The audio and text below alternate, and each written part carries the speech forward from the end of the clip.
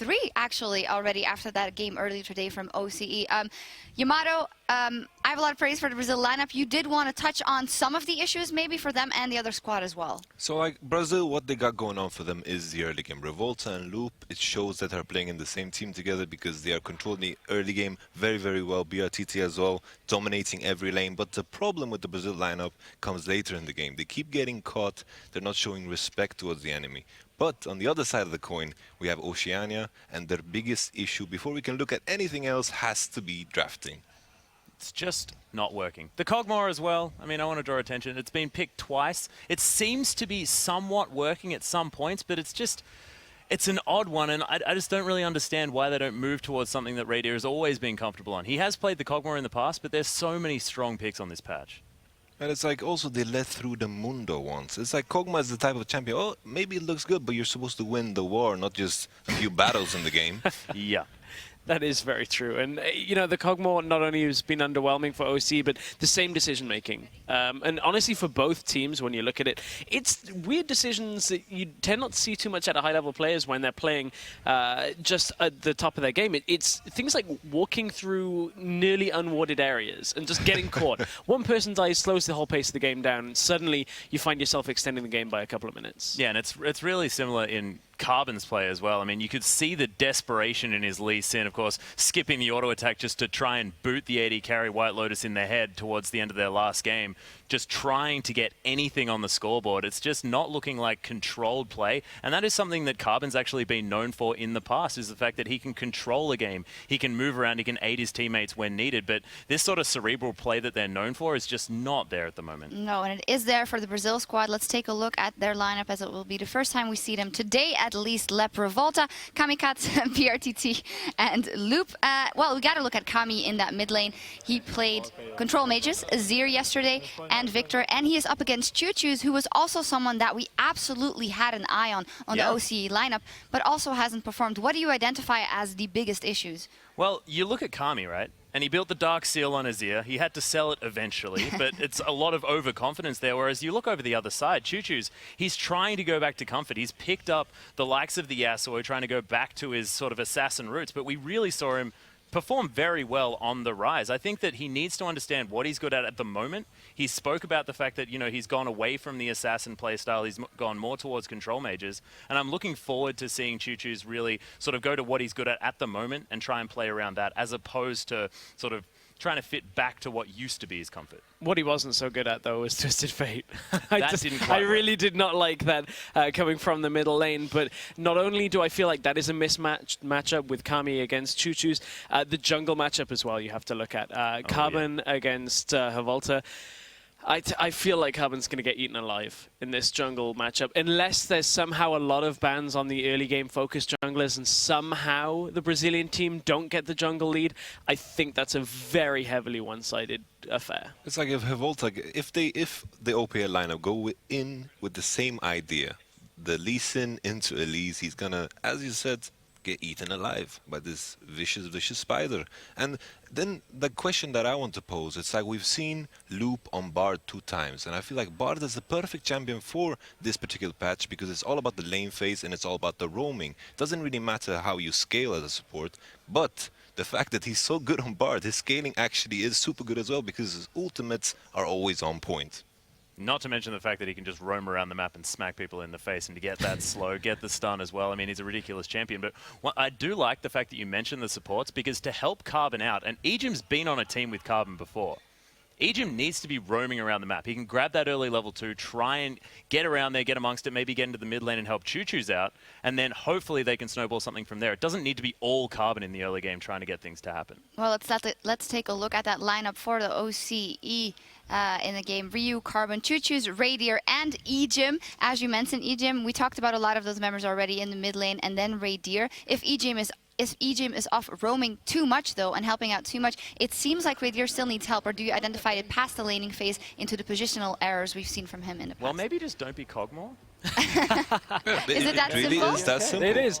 It is. I actually feel like if you're gonna go like Kog'Maw Morgana, you kind of can't roam away from the Kog'Maw, because then Kog'Maw's like, I can't farm in this lane, it's impossible, and then you can't really protect him enough for the team fight. So I think it's kind of a damned if you do, damned if you don't, if you keep picking that kind of bottom lane matchup. Well, we'll see how it turns out. I do believe that the casters are ready. It's going to be Rusty and Julian for this OCE game. Certainly are ready. Thank you very much, Shox, and the rest of the desk. And good to be back on the casting desk with Zach Rusty Pie, as we are going to get to Oceania's potential 4th loss of the tournament. Brazil, of course, looking excellent. Yeah, this has to be a redemption round for Oceania. They need to step up and get their first win finally so they can maybe have a chance to make it to the finals day. Their opponents, Brazil, looking to cement their position right now, get 3-0, and actually stamp their foot down on this whole thing instead. Yeah, absolutely. Brazil in the wildcard regions has been considered one of the, if not the strongest region of the 7 of them, I guess, that we have in this tournament. And they're starting to show it here. Undefeated day 2. Have to think they're going to come in strong here on day 3. And they've just been so consistent. Picks, bans, all the drafting, and the play early game especially has looked good. We are going to get into Champs League, though, as Soraka and Misfortune already banned away. Yes, thankfully, Soraka take it off the board. It seems to be a Brazilian-only trend, though. They're the only ones that don't want to be against the Soraka, whereas the Misfortune, that's taken away from BRTT, who had a fantastic game on that champion, so good to see that removed off the board. Certainly is, as Malphite gets taken away as well. Don't forget that BRTT has also played Caitlyn already, so he's on the 5.22 height train. We asked him about it in an interview. He said, yeah, I'll play whatever my team wants me to play. I'm very comfortable. So Jack's going to be the ban. Dr. Mundo going to follow there. So some tankier champions starting to get banned out as the Oceanic team look for their final ban. Yeah, the OPL team can play that Mundo. They just chose not to at an earlier date and did lose to it. So wouldn't have been surprised if they banned it themselves. Brazil taking the safe option, even though their first pick, and banning that champion away. So definitely have another thing in the forefront of their mind. Maybe even forcing a Caitlyn ban. Perhaps. I mean, they've seen it from BRTT already. Would not be the worst takeaway, but it is going to be the Bard taken off a loop. He will have to play a different champion for the first time in this tournament. He was a ridiculous Bard. What more can you say? He was so on point with that champion, picking up kills and throwing the ultimates that connected with absolutely every single person he was aiming for. So many options, though. That's the problem here. They do have to have a target ban on Misfortune and Bard, and even the Jax to an extent. Anything they could want right now is available. And we've seen a lot of early pick junglers. Lep going to hover that Elise. We'll see if Revolta wants to play it one more time. You can see them conversing on your screen there, talking to each other. We're going to do this. You're going to crush him again with Elise? Probably. His Elise looked absolutely excellent so far in the tournament. Showed success against the Lee Sin of Carbon as well in a prior game earlier today where the OPL side did go down. Yeah, so Elise actually a very good first pick. Of course, keep in mind that you are leaving the likes of the Caitlyn available, the Lucian, even the Vayne to an extent to be picked. I don't think the AD carry will be a big priority. And now that Malphite's taken off the board, the OPL's first pick is a little bit sparing. They may have to go for the jungler and support themselves. Maybe. We've seen Arise, I guess, as well as another early flex pick that Ryu and Chuchus can both play in their respective lanes. So plenty of options open for Oceania, but their drafting has certainly been a sore point both today and yesterday. So we'll see if they've tightened that up at all. Like you mentioned, Brazil going with a very straightforward first pick, but they'll keep it simple. Rise there probably for Ryu, and of course Rek'Sai as well for Carbon.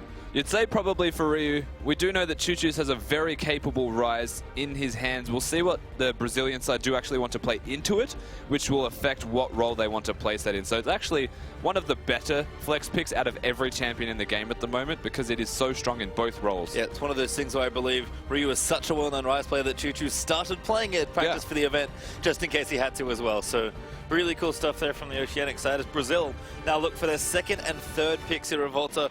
Hovering Cassiopeia, a possible pick. We need to see, of course, a win there from Ceres just in our last game. So potential, I'm going to go with probably not here in this one. I actually like it. I do think that the Cassiopeia is very good into the Rise. Of course, you would then be blind picking it, so not necessarily ideal. And speaking of flex picks, we've seen this from the Turkish side. We have. Nara's been playing that mid Aurelia, but it's going to go Aurelia Allstar now for the Brazilian side. So everyone keeping the first few picks open. Oceania, though, will have to lock in third and fourth here.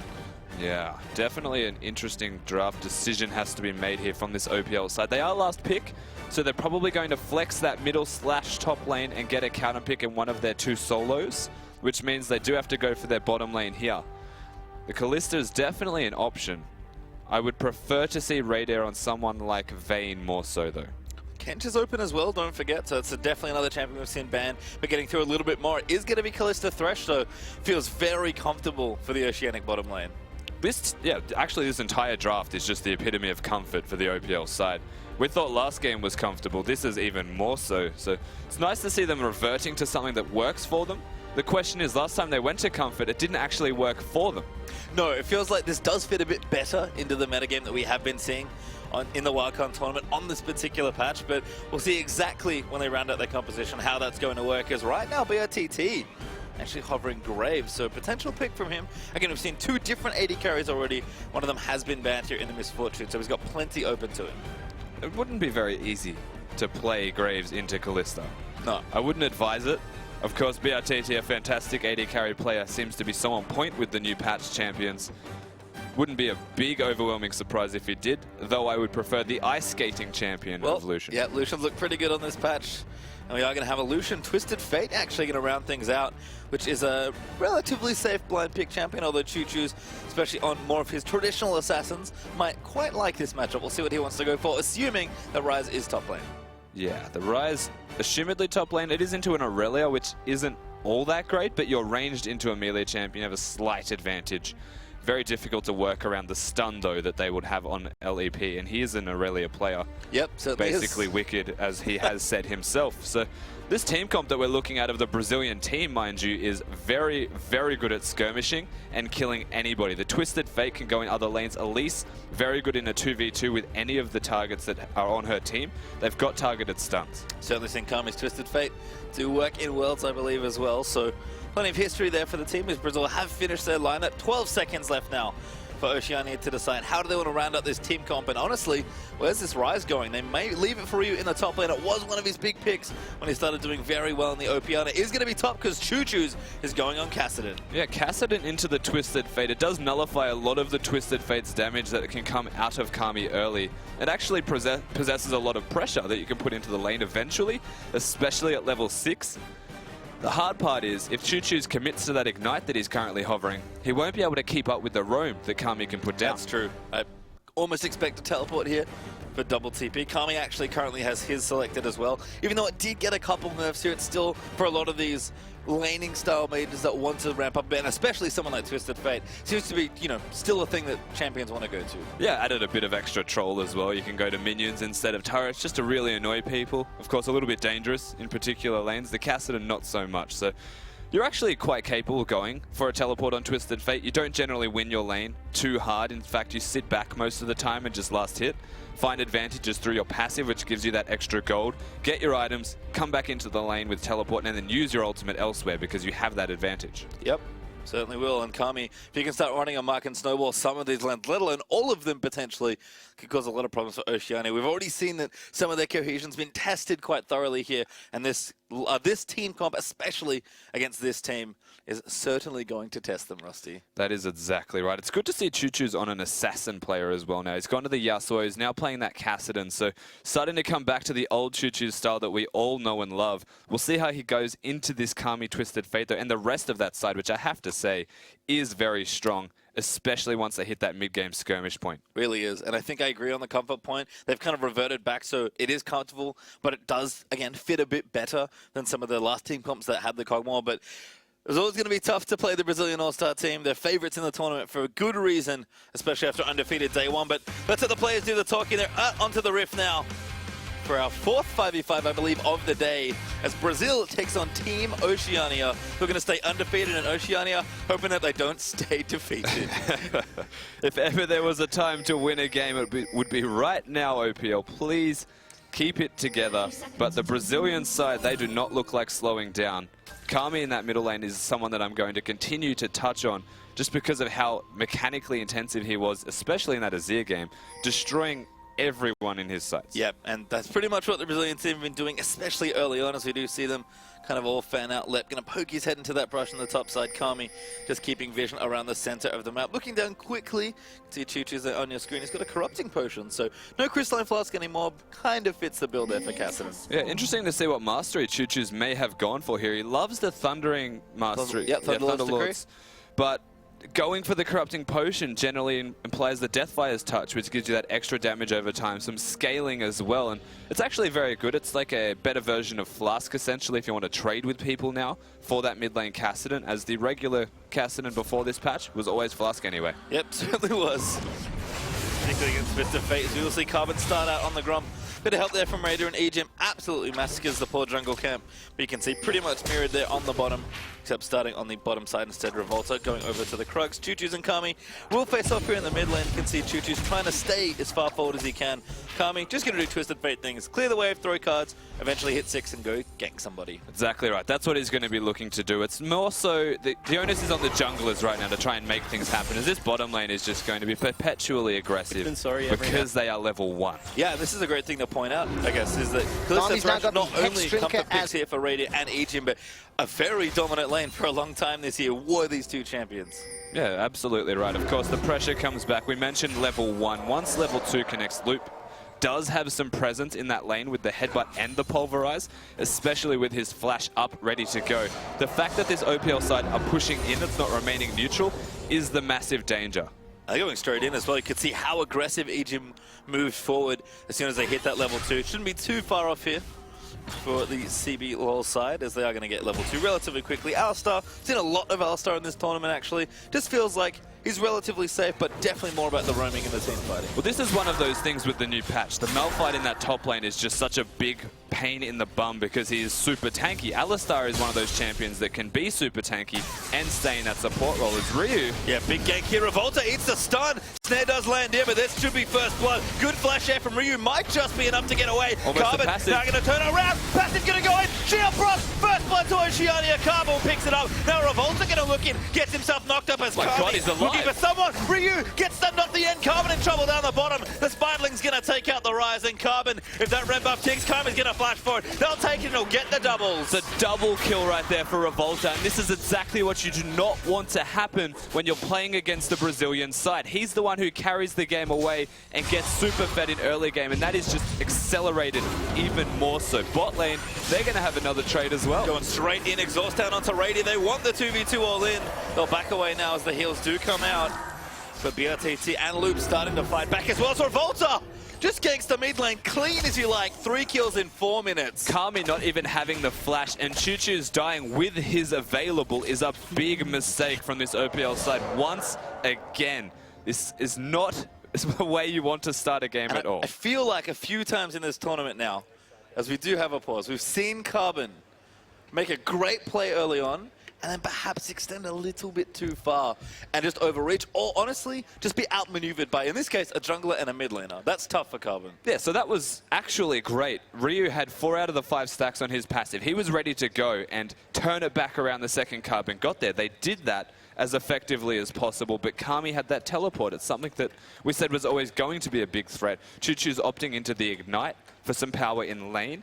Backfires massively because not only do they get a double kill for Revolta, he then comes mid and gets another kill onto Chuchu's whilst Kami has no summoners available. And that's impressive. And Revolta, we've talked about him being a good aggressive jungler. He likes to get in your face, gank the lanes, hurt the enemy jungler.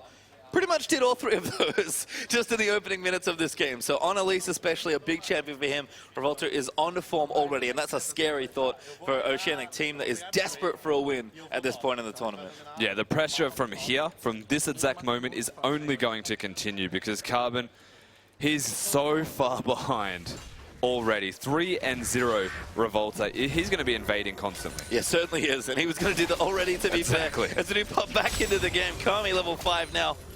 Going to take some of the assist gold. Hasn't spent it just yet. Going to push that wave in and now make his way back. Has to walk, of course. Doesn't have his TP. But he's going to get some good shopping in. Chuchus, you can see on the other side, Ryu, Crystal, and Sapphire Crystal. Carbon's in. Left, now can be in trouble again. A great regank. Ryu going to force the flash out from earlier.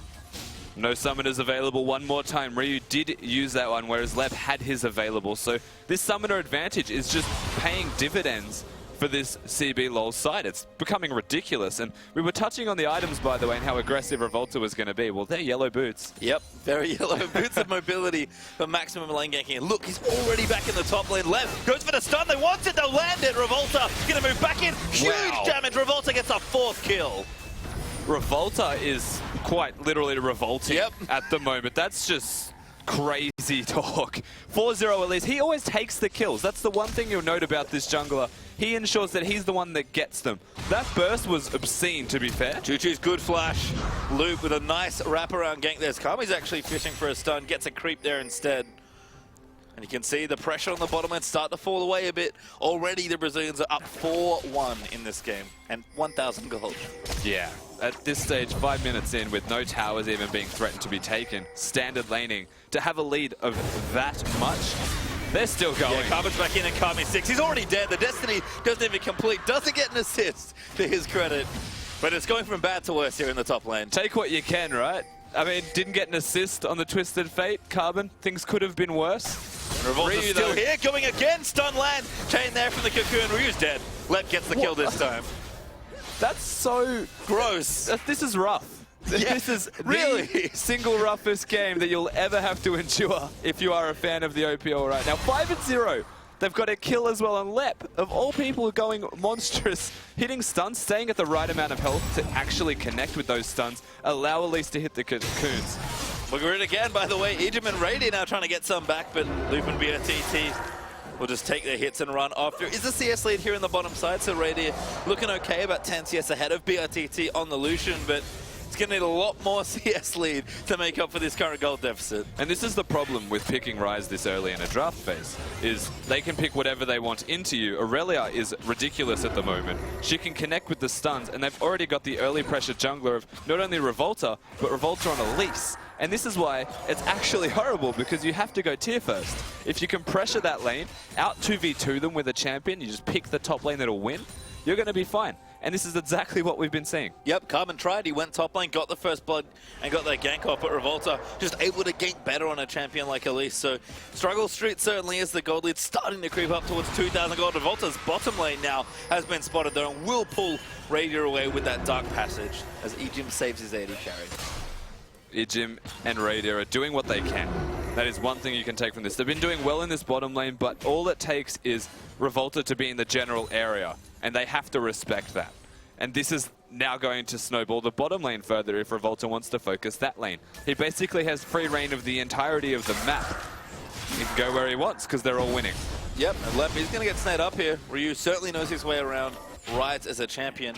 We pop back into the mid lane here. You see Choo-Choo's doing fine. Slight CS lead. Got his catalyst, got the potion ready to go. But the difference that Kami can make in the early game on a champion like Twisted Fate with TP, Choo-Choo's chose to make this a farm lane, and he's kind of paying for it now. He chose to make it a farm lane. He also chose to take Ignite into what he defined as a farm lane. If he went for the teleport, things may have been different earlier in the game. In saying that, he's doing well. Carbon stop. He's at it again. Lep almost got the flash. Ryu going to flash him for the stun. And now Lep's going to get locked down. Kami will make it here, but that actually might be a mistake. Carbon wants the knock up, but can't get it. Good gold card. Has flash. Oh, Revolta's here! Finds Ryu! Stun lands backing onto it. Revolta always in the right place at the right time. Keep in mind, Kami even has flash now. If he wanted to be over-aggressive, maybe push it in. But Revolta, you said it, he's got those boots of mobility. He's getting there exactly when his team requires him to, even beforehand, because he's just that damn fast at the moment. 7-2. Mobility boots paying off. Yeah. As you've observed, he's even going Cinderhawk right now by the looks of things. So not going carry, knows his team kind of needs a bit more frontline. But just look at the banner next to his name. That man is worth so much gold if you can squash him. He's certainly got his wings. He could be a pilot. That's one of the biggest Elises that I've ever seen at 9 minutes in the game.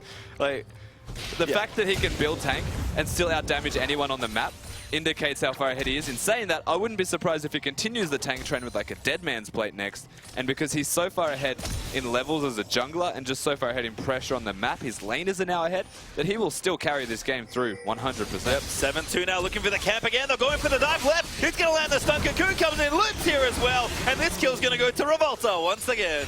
Wouldn't be a gank without Revolta getting a kill.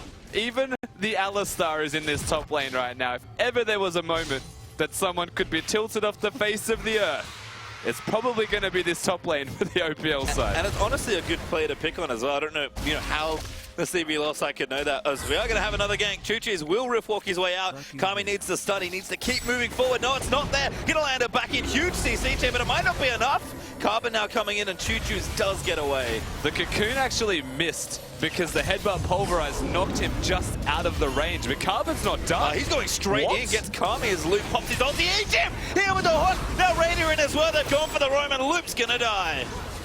That is the first proactive play that we have seen so far from this OPL team. They bring their bottom lane up. They make a pick off the back of a mistake from this Brazilian LoL side. They had a chance of getting a kill onto Choo-Choo's. Instead, they overcommit, and now they're going for the turret. Oh, Colin could be here. BRTT going to fend them off tower. Way too risky to take this early on. Oh, Revolta barely misses giving up all his gold as the hook goes a little short for Ejim. And they're going to go in for this. Kami's low on mana, but might not matter too much as the OPL side does have to leave the area. So at this exact moment, even though Raider has a kill and a CS advantage, BRTT is stronger because he has BF sword and 2 long swords. This puts him in a position to siege mid. They baited left. He actually went straight in, and they've been there to catch him. Raider, he's going to get the kill now. Ryu's going to come down. Kami caught out in the room. Prison Carbon going to try and lock him away, but Kami's dead as Raider gets a double Ejim. He held up there just enough as Luke's going to try and start back in. It's going to cost him his life though. Raider gets a triple. The OPL side, they make up on a mistake, basically. What is Brazil thinking? Such a clever bait. They know they want to dive the low health Kassadin, and now they might get the tower out of it as well. Very strong play as Oceania forced to adapt to this aggression. They definitely adapted well. Raider picking up the kills of all people when he buys next is going to be a monster. If there's anyone you look at from this Oceanic side now to carry this game, it is entirely on his shoulders. In saying that, the Brazilian side, yes, they do want to dive, and yes, they had an advantage to do so, but you don't dive that deep. They baited Lep to death for absolutely no reason and then proceeded to fight. And I can't believe we've actually flipped things around. Oceania now almost 1,000 gold up after that little turnaround. I mean, did they kill Revolta? No, they didn't even get the shutdown gold. The best part about this whole thing is that Brazil spent the whole time looking for kills. This is exactly what they're doing here. They're not sieging, they're trying to take down the Kassadin.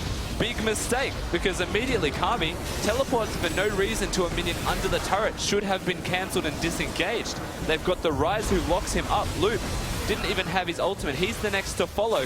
3 kills for no reason for this OPL side, and the biggest factor, and the reason they have a gold lead at all, is because Brazil is only looking for kills. Yep, and right now Raid is the one to pick a few up for himself. Runin's Hurricane, BF still completed. BRTT's in trouble. They wait for the dash. Carbon gonna fly in the hook. Oh. Just short there as Carbon chases in, but he will not go too deep. Kami does have his ultimate. Instead, they may just give themselves the bottom turret. Very, very close, but of course, forcing that flash away. This is the best part about this game right now, is you've got a 6-0 Elise, who is now starting to build tanky. She will drop off in strength, whereas the Kalista 4-0 has the Runans working towards assumedly the Infinity Edge, will not drop off in strength at all. Ryze is scaling and Aurelia is scaling, but they got nothing from it in terms of advantages besides the kills. Left got one of them. Ryu had one of them. Yeah, and they're actually 2 turrets down though as Loop's here for Ryu. Kami's going to TP right on top. Lep's here as well. The stuns will just drain in now, and Lep's going to get himself an easy kill, and the tower should fall soon as well. It should fall. We'll see if they actually want to go for it, but once again, they're opting into recall and going back to base because in that bottom lane, we've got to push elsewhere. Look at Ejim going in. He wants Revolta. They are going to dive in for it. Carbon gets the knock up, but the repel is there. Ejim taking tower aggro, but Choo-Choo's just found his way down. Ejim wants to take one last hit, but he can't quite commit to it. And now they're going to move back in for Choos. He's going to have to riff walk out. Left here as well. Choo-Choo's actually, that might be the target. They'll kill Aurelia. So squishy with all the DPS items, but they're going to keep going. Carbon blocked up by the Cocoon. Gold card follows in, and Choo-Choo's has to run. Lep is actually just getting himself killed repeatedly. He did get one himself there to make a trade, and it was onto Carbon. The biggest issue with that entire trade was the fact they're trying to dive an Elise. An Elise that is 6-0 and has her Cinderhulk and a Sidestone ready to go. Impossible. Yeah, and they paid the price certainly as a nice transition from the Brazilians. Does give them a few kills, a 2-for-1 trade, I believe. picking up a couple there, but the scaling is still on. Radio is very strong. If anyone can carry them to the late game point they want to be with this comp, it will be the 5-0 Hurricanes done Kalista. Also means they're going to be working around the power spikes then of exclusively the Kalista, and that is going to be a little bit interesting. Choo-Choo's does have his Rod of Ages, so he's starting to ramp up in strength now. Rise, on the other hand, does not. So they need to pick their battles essentially around when Kalista is at a point of power, because that will be before anyone else, even assumably from the other team here of the CBLOL side. And you can see Raider's name as well, also getting some wings on it. Huge bounties for some of the big players here on either side, Raider and Revolta, for the Oceanic and Brazilian sides respectively. Revolta now peeking around, trying to see if he can get any vision out on towards the Raptor camp.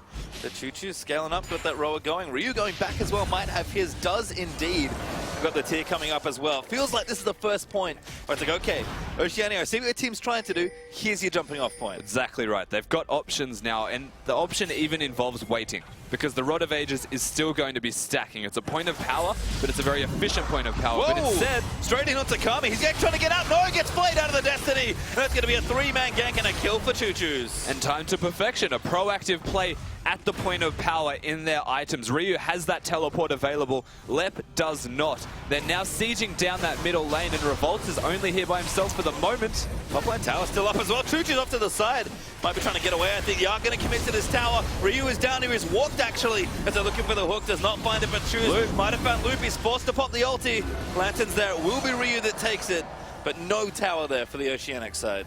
I imagine them having a conversation about that lantern as well. Ryu saying, no, you're Kassadin, you don't need lanterns, and then just forcibly taking it from him. But OPL one more time, they make another proactive play, some poke. They didn't get the kill they were looking for, but it does give them free reign of the Dragon Pit. They do get it. Carbon going to poke out with a Praise Seeker. Uh-oh. Lantern Tether Range runs out. Carbon's going to tunnel out to safety, though, as they will recall. Might have to protect the mid lane at this stage. Might lose it as the Brazilians do move up towards that area. Very low health, as you can see. So an obvious few targets here as top lane tower also falls. Yeah, nice to see objectives starting to go down as well from this Brazilian side, getting some gold that has been standing ready for them in their favor. The biggest thing now to look at, Aurelia is probably just going to continue to split push. That item is ready to go. The Quinzu's Rageblade up and running. The Rod of Ages from the Rise is strong, but I don't know how that would actually compare to the raw damage that is going to come out of this Aurelia. Have to think that Ryu does want to scale a bit more, so the option of waiting might be the Oceanic choice here. Like you said, Rusty, but the Brazilians just trying to get a bit more traction. Essence Reaver has been completed as well for Lucian, so BRTT starting to get stronger. But Raiders a full item ahead now. He's already got that Infinity Edge, and once again, they're going for this Rift Herald, but I don't know if the Oceanic team's here to stop them. Does not look like it. Doesn't feel like they're going to stop. They may look for a cheeky steal, but it just takes so much damage when you hit that eye. They do get the Rift Herald for themselves, and this is a chance for the CBLOL side to do something proactive themselves. Do they want to go for that middle lane or bottom lane turret, perhaps? The jungler is the one with the Rift Herald buff. And I have to say, I've seen a lot of this from the Brazilian team specifically. They seem very good at playing around the Rift Herald. And even on day one, I believe they said, we're not too sure how to play with it yet, but they seem to prioritize it more than the other teams at this tournament. And it's certainly worth prioritizing over Dragon up until the 5th Dragon or late game, where the first one is worth something for you in terms of efficiency. So one Dragon and getting the Rift Heralds before the Baron is up is definitely more efficient. So it's good to see the Brazilian side adapting that quickly into how important it actually feels. And with 1 minute and 40 seconds until the actual Baron is up, a very good time for them to get it. Certainly was a nice little take, and it has been impressive to see how they've played on this patch in particular. Ryu, though, down the bottom side now starting to split push a little bit. Does have his teleport ready, level 11. Not quite there, he needs a full level pretty much to get there, but he's also getting stronger. And it really is Raider. He is crazy strong right now in any sort of fight. Yeah, that is very, very strong, and it's something that has to be focused by this Brazilian side. Infinity Edge, man. The fact he has it at 18 minutes with his other items, finished boots. They can win a fight. The question is, do they want to win a fight right now? Do they want to let the Rod of Ages stack? I mean, is the question, do they want more than one carry? Of course, and it could be dangerous. And, you know, BRTT has items. Aurelia certainly has some now as well, building towards that Trinity Force after Sheen into Ginsu's Revolta. Here, lands a Cocoon Ejim. Looks to be in trouble. Never mind, Kalista. Kami, though, might actually be in trouble. Oh, the last card, not enough. and a teleport from Ryu just to make sure, as I think that's Carbon, yep, caught out the bottom side. Lep gonna find him, that's gonna force the Flash Revolta here. Flash Cocoon stun there for the gold card, and that's gonna be the jungler going down. All things considered, 1 kill out of a situation like that should not have been only 1 kill. A very, very good use of synergy between the Thresh and the Kalista to get both of them out to safety, only by the skin of their teeth, but they do get out. Well, the gold was even as well, but that tower is going to give the Brazilians the gold lead once again. 1,000 gold up now in this particular game, but we're almost 20 minutes into this one. We have seen some snowbally 5.22 games, especially when the Brazilian early game's been involved, but Oceania not only had a lead, but held strong through a tough time with the scaling comp.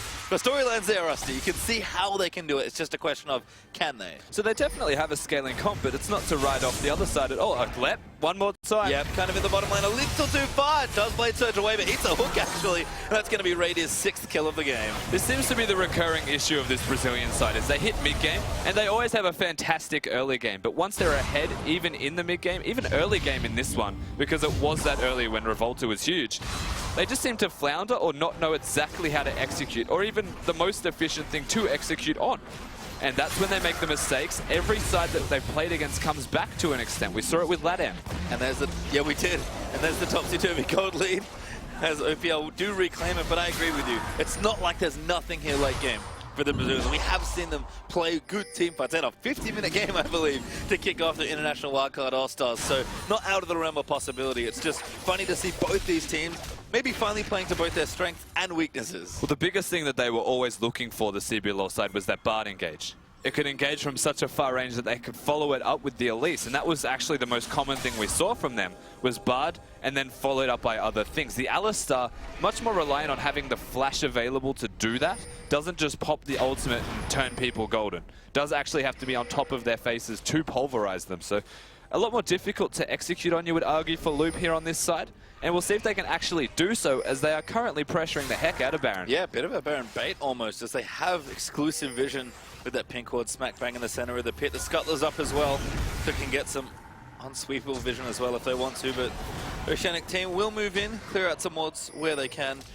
Looks like both teams actually have pretty standard trinket setups. That's just Lep with a yellow trinket for a bit of extra split pushing vision. It's starting to feel like the vision battle is the priority one more time. The kills not as important as they were in that early game, and now the objectives such as that Baron, the second dragon for the OPL, first for the CBLOL side, are starting to reign supreme over that of just 300 gold, and that's why it's starting to slow down. And it could be a bit dangerous here. Both teams sort of facing off 5v5. I think Oceania are happy with a 5v5. Radier has a QSS now as well, so he is really, really good at navigating his fights. Might just try and take this out though. Culling does get used. We'll clear out one wave, but that tier 2 tower in the mid lane is not particularly healthy looking. Definitely not. The Dragon's available, but the OPL side, they're now working their way towards the Baron. And the first thing to look for about this is always going to be the vision.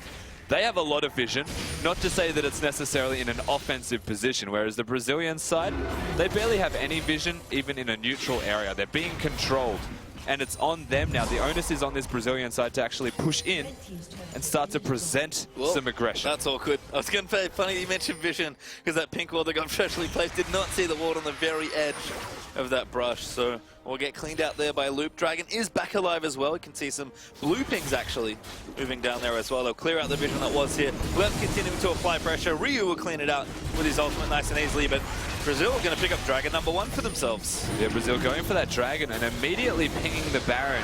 They don't have any control of the area, so that was actually a very big gamble for them to commit to that objective. The thing that actually interests me the most right now is the fact that Revolta is only 700 gold ahead of his opponent in the jungle Carbon. And if you compare that to the AD carries, that lead is just obnoxiously large. Radier is monstrous, and this is actually a very scary thing for the Brazilian side that they have needed to respect for quite some time. And it's something that we've built on earlier, is that you can be a tanky jungler, take all of the kills, and I will say very greedily take all the kills in this case, and start to drop off. Radier's not going to drop off. We're going to see him stay massive, and that lead has continued to grow.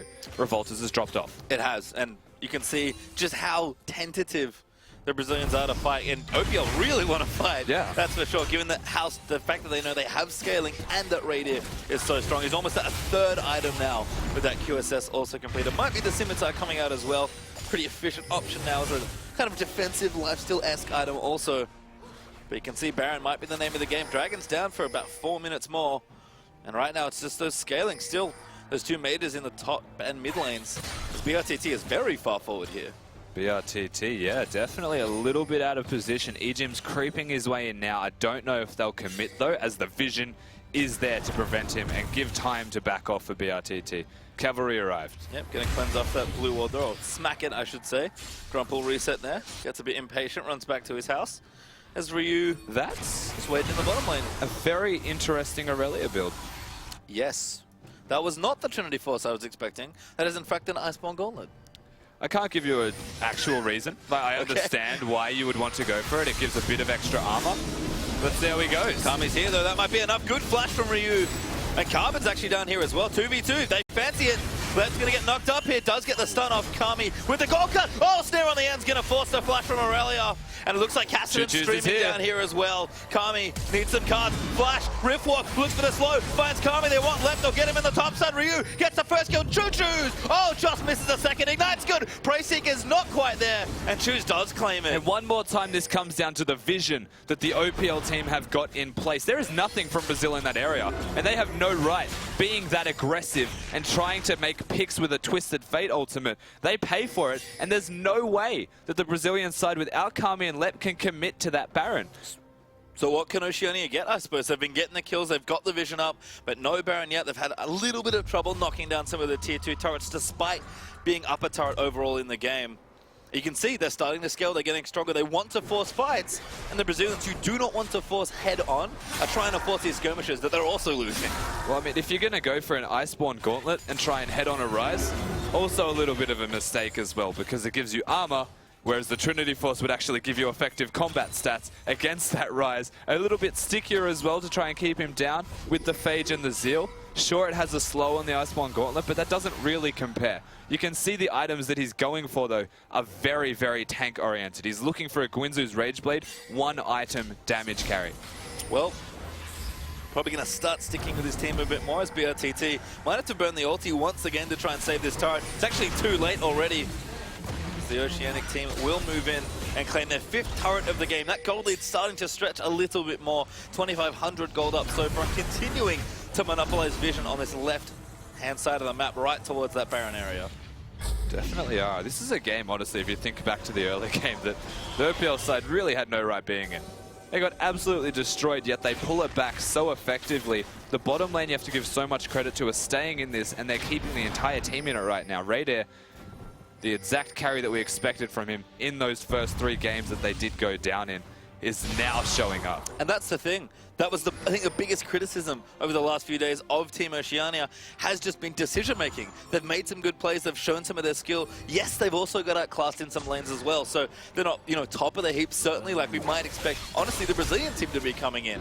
But they've made really questionable decisions all tournament long, and this game they've somehow managed to make very, very clean calls. So whatever they've cleaned up in comps, whoever's now making all the calls, it's certainly working this time. I feel like it comes down to drafting one more time. They are past comfortable at the moment. They're actually, oh god, here we go. Knocked up. That's a very ambitious target. He's quite tanky, but it's 3v2. Choo-Choo's going to slow them away, and Carbon walks off with plenty of health to spare. Yeah, very tanky Carbon, thankfully, does manage to get away. Ryu, at the moment, is starting to become a monster. I believe to the point where Lep actually cannot really consider fighting him because he will either get out-traded or die. And that's the scary thing. Whenever you're against a Rise, we've got the Seraphs completed, with the transform. Rod of Ages fully stacked up. I love the Distortion Enchanted Mercury treads as well. Yeah. And from this point, Ryu is only going to get stronger, depending on where he wants to go with his itemization. And the same can be said for Choo-Choo's. Rod of Ages fully stacked, Abyssal done, cooldown boots ready and enchanted, and a need to see Large Rod for probably Zhonya's at this point. Yes. If Radier was the scary one coming in with all those kills, the other 2 carries are also starting to get stronger. That's the beautiful part. It brings it all back to the beginning of how the hell this all happened to begin with. The fact that they had a fed bot lane, they got to their Rod of Ages power points, And because Rayder was fed in that bottom lane, they could just farm. They could let it scale and become monsters in more than one lane. The question was always going to be, how many carries do you want to have before you commit to a team fight? Well, they evidently want 3. Yes. Certainly seems to be the way, and again, comes back to clean decision-making here in this game. The Brazilians have been playing quite well. Revolta had a fantastic early game. Still immortal here in this one with 0 deaths in the column and a big price on his head if they can claim him. But a Dragon is back up. Carbon's going to pretty much take this by himself. And again, just patience here for Team Oceania. They've still got a lead, and they're probably confident in their late game ability. Feels like classic legacy shot calling there from Carbon and Egypt. But Baron is also a threat. They have to be careful. Now, Carbon can take this Dragon, then recall, use the ultimate to get back with full health. So there's always going to be that ever-present threat there from this Rek'Sai. A commit was there from the Brazilian side, but they didn't go all in. The second pressure was presented back at them from the OPL team. Now, they're at a point of power. The gold lead isn't worth noting when the difference is 2k at the 50k mark. But the pressure that it feels like this Oceanic side can exert on the Brazilian side just seems unrivaled. Yep, certainly can't wait too long. I think might be the other thing. Ryu going to start pressuring down on the bottom side. The Brazilians are building up their items as well, and I don't know if any team wants to gamble on a big late game 5v5 team fight, but the objectives are there. Baron is a consideration. 2 Dragons to 1 now for Team Oceania, and perhaps a 3rd item now for Choo-Choos, with more coming online for Ryu as well. The time to strike is going to be very soon. Rayder has 4 damage items in a QSS. I would say the time to strike is now. The Zhonya's Hourglass was just completed on Choo-Choos, so that's the big point to go. They've got the QSS. That's all he really needs to be alive. He's got Thresh to keep him there. We've seen how effective those two are when they work together. This is the Chiefs bot lane, just in an all-star team. So they could pressure the Baron now. They've got Ryu here. He's always going to be a monster. He's even stacked magic resistance to prevent Kami from doing damage or split pushing against him. Really smart stuff there. And now the Baron trigger is going to get pulled. Oceania are going to give a very difficult choice here. As Revolta actually may be caught. Carbon wants it. They're going for the kill. Flashes in for it. Loop now out here as well. They're trying to chase BRTT. Ryu face tanks the culling and eats a boatload of damage. Lantern out for Choose. That's bad news. Loop's going to move back in. Kami here as well. Egypt flashes. Misses the hook. Ryu's now dead, and Choo-Choos goes into the backline and gets exhausted. BRTT though goes down, and Kami can just sit and watch as his team gets evaporated. Loop, he'll be the final kill. 3-1 Oceania. They had no reason to fight that, this Brazilian side. It was actually good of them to engage because they had Choo-Choos take the Lantern, which made absolutely no sense. They're going to be able to get a free team fight off the back of that, which I'll no doubt see in the replay. They get a Baron for free off a team fight that was just executed so poorly. The only response is the split push. I like what Kami did. The Baron does go over to Team Oceania, but he has to take it. But let's see this again. So they try and engage on Revolta. They look for BRTT at the side, and the culling is fantastic. It actually pushes them back. This is the Lantern where Brazil says, you know what, we can fight. For some reason, Kassadin took it. Ryu gets decimated, but it's through his Archangels, and Choo-Choos just comes in with Rayder and destroys the entire area. All they did was clump up. They've stacked magic resistance against Kami, so he's not doing damage. All they had to do was kill BRTT and let Built tank. And that's exactly what they did. Choo-Choos jumped on him there with the assassin Kassadin. And OPL win a very convincing team fight, starting to get a little bit closer to victory here. Baron buff going to help out, but gold lead not really there, about 4k at this point. But it's more moments like those that the Oceanic team needs. 7-0 Kalista, but most importantly, the Kassadin is on board for kills.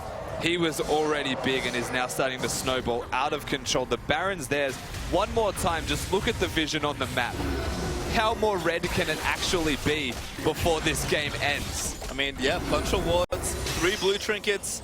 We've got Rek'Sai tunnels as well, pink wards. Yeah, fairly lit up here for the Oceanic side. They're going to start to push themselves down this top. Choo-Choos in the meantime, right there in the middle lane, knocking on the door of that Nexus inhibitor turret, sorry. Yeah, I like what they've done here by putting Choo-Choos there. He does so much damage with that ability power to all of the turrets. Carbon sitting in the dead middle, just being a threat. He can go to either lane if one person rotates, and now that they've actually got damage onto that turret, they've brought everyone to top, and they're... Whoa. Yep, get an ulti out of Loop. That's all that hook needs to do. Loop's going to try and go in, but they're just going to back off from it. They got a free cooldown. Just, hey, play it safe. Choo-Choos comes over. And now they can go back to the siege. They did get the ultimate out of Allstar. They are actually losing now, though, on the QSS from Radar being down. So if Twisted Fate goes in, doesn't have the flash, thankfully, that's the saving grace. But if a stun connects onto Kalista, probably going to go down.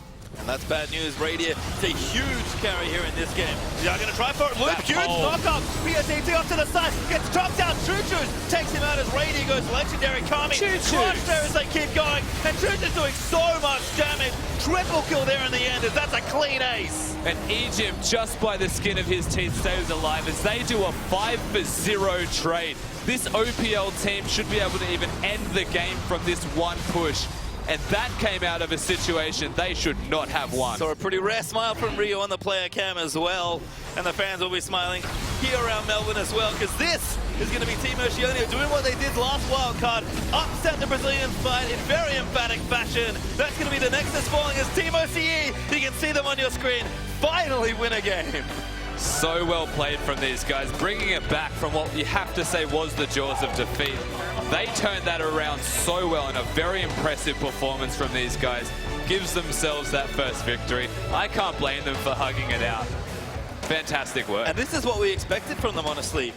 Really an all-star lineup as far as Oceanic talent goes, and players that have played together before. There's plenty of synergy here, and we just didn't see it for 3 games straight, like at all. We didn't even see the individual skill that we might have expected really come to fruition as much. But in a game that, like you said, Revolta manhandled them. That was one of the strongest 10 minutes of League I think I've ever seen. Carbon tried to do what he can and couldn't get it done. And you have a damage stun crap open on your screen. Revolta was 6-0 in early game, and he did less damage to champions than Carbon, who That's got all absolutely put into a dumpster and manages to turn it around that effectively that he did over 1,000 more damage as a tank.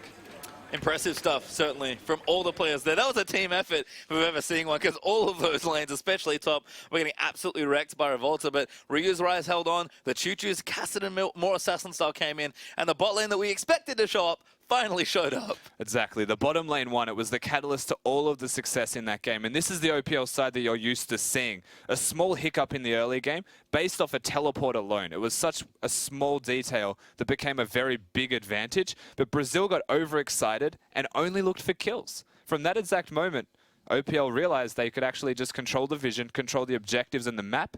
They got ahead from turrets and just snowballed the game. I agree. That bait in the mid lane was just so excellent. But enough from us. Let's hear from the players themselves. We're going to go throw down to the stage for an interview. Thanks, guys. I'm here with Raider after what was a nutty game, and that was absolutely insane. The first win, also against Brazil. What was going through your minds as you were actually finishing that game? We finally won a game. I did else first, so I think it was a little bit of relief that we weren't gonna go 0-6. I think also that another sense of relief because we switched back to our old style of play where we didn't rely on playing around one or two champions like in the past 2 games we played. We only really had like 1 day of practice with Cog, and as you saw, we didn't really play well with him, so we just kind of reverted back to our old style. We kind of played all our comfort picks and it worked out really well. Well, do you think moving forward you're going to be able to carry that momentum? Because going up against Brazil and taking down the team that is arguably one of the favorites to win the entire tournament, from here, are you going to be able to take down the rest of the teams? Yeah, most of the games besides, I think one, we're actually pretty close to winning. But I think based on just because we've kind of found our stride, find out where our strengths are, as you can see in that match, I think there's a good chance we can take out the rest of the games. Okay, so I also want to ask about Kalista, because you picked up the Infinity Edge there. How do you feel Kalista fits in right now? Is Infinity Edge and also crit the way to go, or is it just literally flat damage from the Blade of Ruin King? Because we've seen both variations from different AD carries.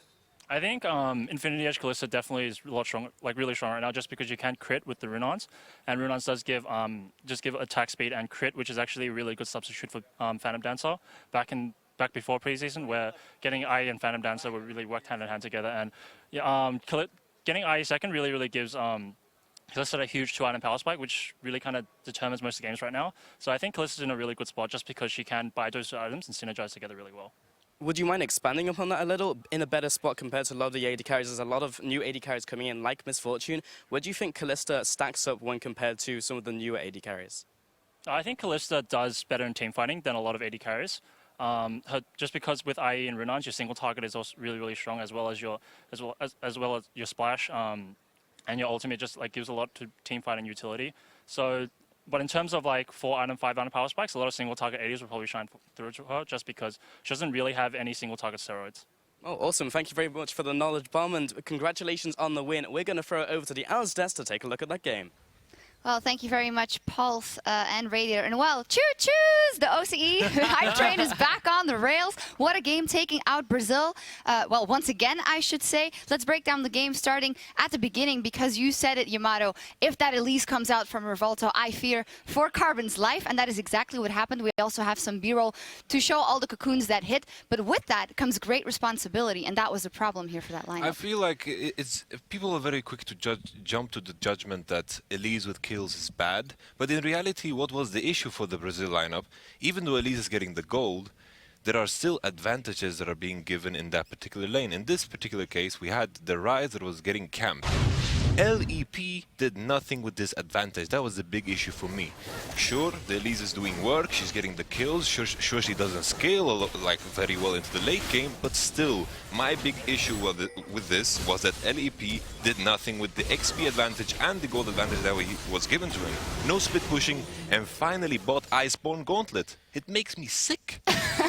Yeah, that's quite some words, and I know you're kind of hinting towards a discussion we were having with regards to the kills on Elise. I think I want to kind of clarify on that one. In my opinion, when you're going the tank Elise, 1 or 2 kills to get the ball rolling a little bit is a good thing, but as soon as you start stacking and taking away from the team, that's when there's a problem. If you're going full AP, just keep on getting them kills and just snowball that game. But I completely agree on that point. Yeah. It's like Elise with gold, she doesn't scale that well, but in reality, it doesn't really matter with the, like, sure, it's a better scenario if LP gets a gold, but he had the advantage anyway and did nothing with it. True. That is an issue for me. He didn't do a lot, that is true, but they weren't in a bad position, but then this happened. Let's get that replay up on the screen. You were asking for Radier not to play Kog'Maw, showing what he had, but it was honestly a team effort, then great bait. We can roll the clip. Max, run us through this one. Well, this is all just about Radier and this excellent bait from Choo-Choos as well, using the Rift Walk to get out of the way, and then Lep. Where's he going to go? Absolutely nowhere. The tower was ignored, so it was doing like the 6th man's job. And Kami in the completely wrong position. Ejim came in channeling the death sentence after the Fate's Call, which was just ludicrous. And then all of those kills then onto Radier. It's exactly what you want. And then he was able to translate that into a victory towards the end. He went back after that, I believe, finished off the Renan's Hurricane, grabbed himself a BF sword, a cheeky dagger there as well. What more could you want? Cheeky dagger to go on top of it. That kind of fight happened so many times, though, and what let the OPL team get back into it was Lep getting baited. I mean, that's one of the dangers you have as an Aurelia player, is if you do go in, you don't have options to go back out. And I can understand the thought process between, I need to survive a little bit more, so let's get some armor. I don't think it should come from Iceborne Gauntlet, as you were saying. I mean, you know, normally you would see an Aurelia with a Trinity Force, because the Phage gives that extra tankiness. We haven't seen too much of the Gwynsu's Aurelia for that, but certainly Lep was not tanky enough to survive, just kept diving in, kept teleporting in and being in really odd positions, and it didn't help the Brazilian team. Always safe. It wasn't really the thing that lost the game. Yeah, the Iceborne Gauntlet also scales off extra armor.